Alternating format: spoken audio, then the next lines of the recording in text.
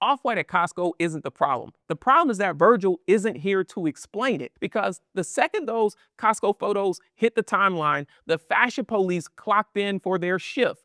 Twitter PhDs declaring that the brand is dead, and full-on autopsies are happening in the comments. Everybody is suddenly an expert on what Virgil Abloh would or wouldn't have allowed, all because someone spotted off-white hoodies 20 feet from $1.50 glizzies, which, I'll be honest, is a wild visual, but it's 2026 and they're trying to ban Crocs at the airport.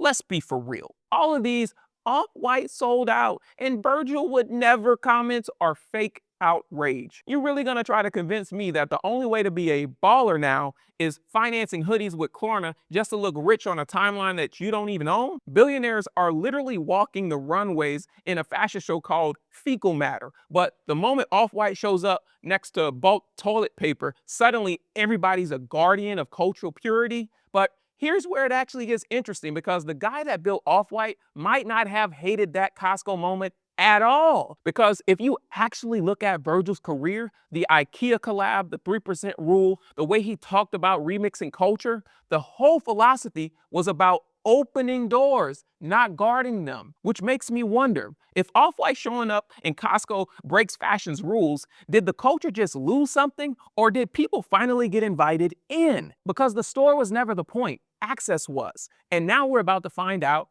who really believed that. I'm Bimma, and you're in the Collab Lab.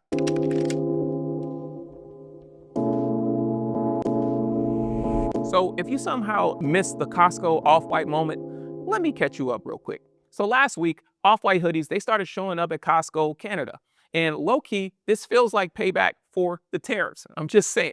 And these are not dupes. These are actual Off-White hoodies. The arrows, diagonal stripes, the quotation marks, priced at $84.99 Canadian, roughly $63 USD. So for context, those same hoodies, they normally retail somewhere between $400 and $1,200, depending on where you can buy them. So we're not talking about a small discount here. We're talking about 85 to 90% price drop sitting between olive oil and Kirkland socks, which means a hoodie that used to crash websites, now you can grab it with a free sample of rotisserie chicken. And it should go without saying that people have noticed. Celebrity jeweler Ben Baller, he jumped in head first, immediately said, hey, a collab made sense, but selling Off-White outright at Costco is something that Virgil would never have allowed. Everybody is real certain about what Virgil would have wanted. Funny that that certainty always lines up with whatever they already believe. And that comment, it split the crowd immediately. You got camp dress code enforcement that saw it as a betrayal. The logo that once signaled taste, connections, and access now sitting on a warehouse rack. Then you got camp no plug needed that had the complete opposite reaction, because these folks are celebrating that they could finally buy the brand without dealing with resale prices. No raffles, no bots, no plugs. So they could just walk in and grab one. But both sides were arguing about the same thing without really saying it out loud. Because once the Costco Off-White hoodie showed up, the question wasn't about distribution anymore. It was now about, who does Off-White actually belong to? Off-White at Costco isn't breaking the system down at all. It's the system actually working exactly how it was designed, just without Virgil in the room to make it look like something else. Now, this is not where anyone should be hitting the panic button. The luxury industry is down bad $5 billion in sales. Demna has fake Mink walking down the Gucci runway checking his phone. Who let this shit happen? But sure, Off-White at Costco is the crisis. The brand didn't run on product. It ran on Virgil. His ability to move between fashion, architecture, music, and art and make all of it feel connected. That was the brand's actual heartbeat. The logo means something because he means something. Every collaboration, every drop, every lecture carried the same idea. Design belongs to everybody, not just the rooms that were built to keep most people out. When Virgil died in November 2021, the brand didn't just lose a founder. It lost the only person who could make broader access feel intentional instead of a clearance event with quotation marks. You can hire a creative director. You cannot hire a new cultural compass. That's not a tragedy, that's just physics. Every brand built on another person's taste eventually has to answer the question of what's left when that person is gone. Off-White just had to answer it faster than most. And in 2021, LVMH, they bought into Off-White, which sounds like validation until you remember that LVMH's job is portfolio management, not philosophy protection. In September 2024, LVMH sold Off-White to Bluestar Alliance. Bluestar is a brand management company. Their portfolio includes scotch and soda. Yes, scotch and motherfucking soda. Their muses are Brad, Chad, and Chaz. Nobody has ever camped out for scotch and soda, fam. The question inside of Bluestar Alliance, it stopped being, what would Virgil do? Brad doesn't know what Virgil would do. Brad is trying to hit Q3 numbers, and it became, how do we monetize this name before the recognition fades? And Off-White still has one of the most recognizable logos in all of fashion. That recognition is an asset. Costco is just one of the places you cash it in. And here's where it gets even harder to argue. 50 million luxury customers lost over 2 years? Saks Global, the same company that owns Saks Fifth Avenue, Neiman Marcus, and Bergdorf Goodman, filed for bankruptcy. Look, those stores were supposed to stock Off-White. Now they're closing. So where exactly do you think they're going to end up?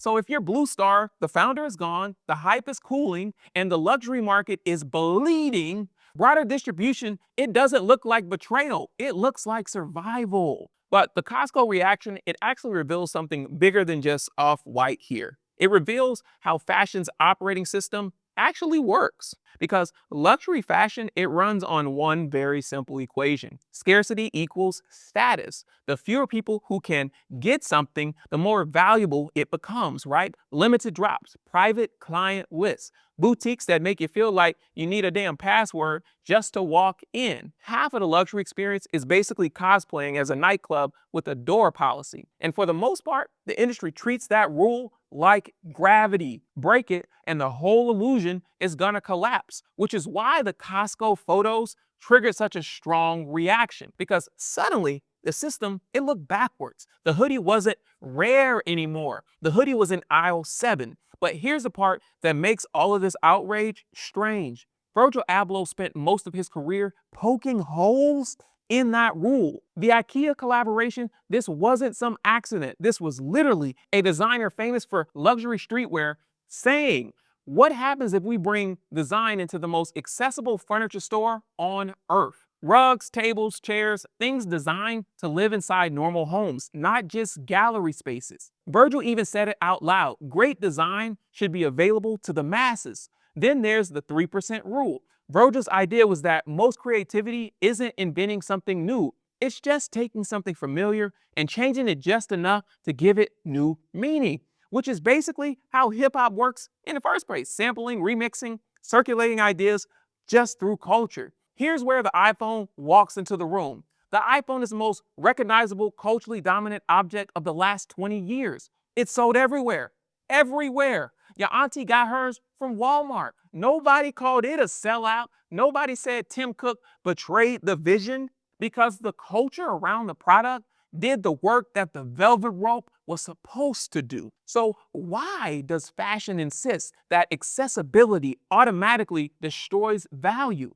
Because fashion's value isn't built on design, it's built on scarcity. And scarcity is a business model dressed up as a cultural principle. So when people say that Virgil would never allow Off-White at Costco, what they're really defending is not Virgil. They're defending this luxury rule book, the rule book that Virgil spent most of his career breaking. And that doesn't mean that Costco hoodies automatically honor his vision, but it does mean that the outrage is aimed at the wrong problem, because the real test for Off-White isn't whether the brand becomes more accessible. It's whether the idea travels with it, because without intention, Off-White isn't a brand anymore. It's just a font. And let me say this one thing about Costco.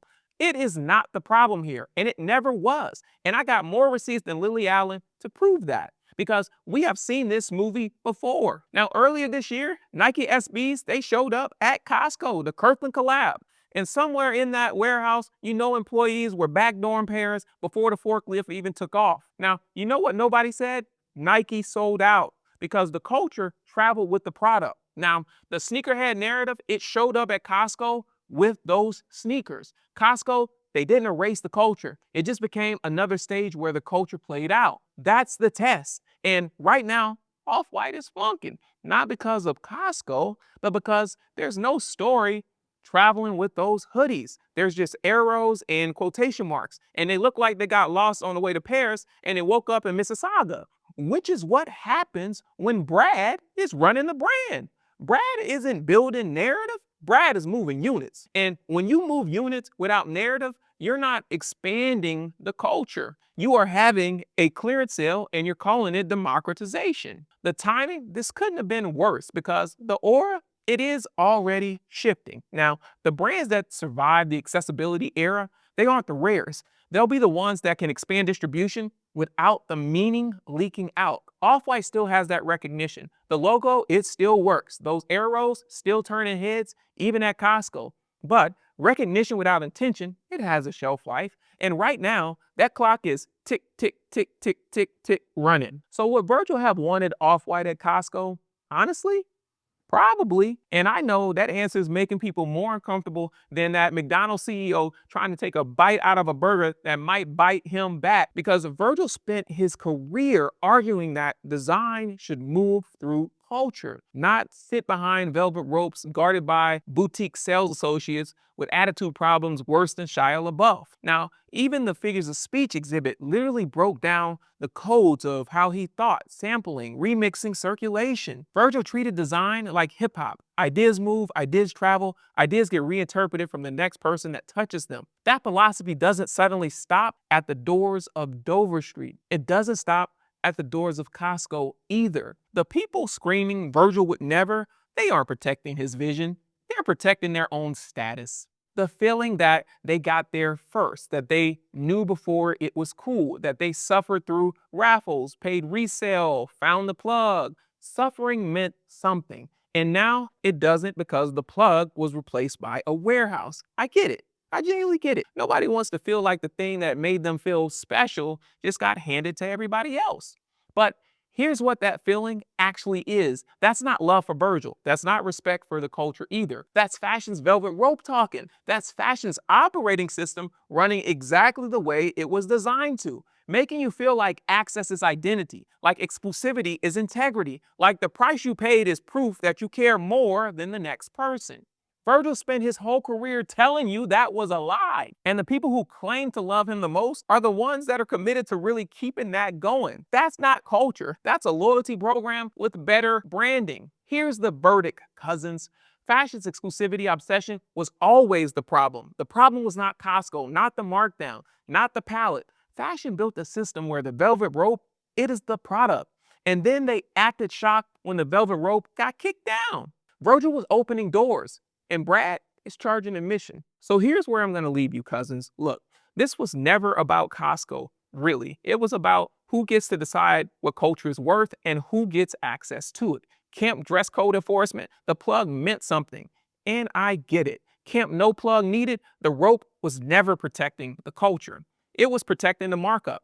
But here's what I actually want you to sit with. Has fashion ever actually been about culture? Or has it always been about controlling who gets close enough to touch it?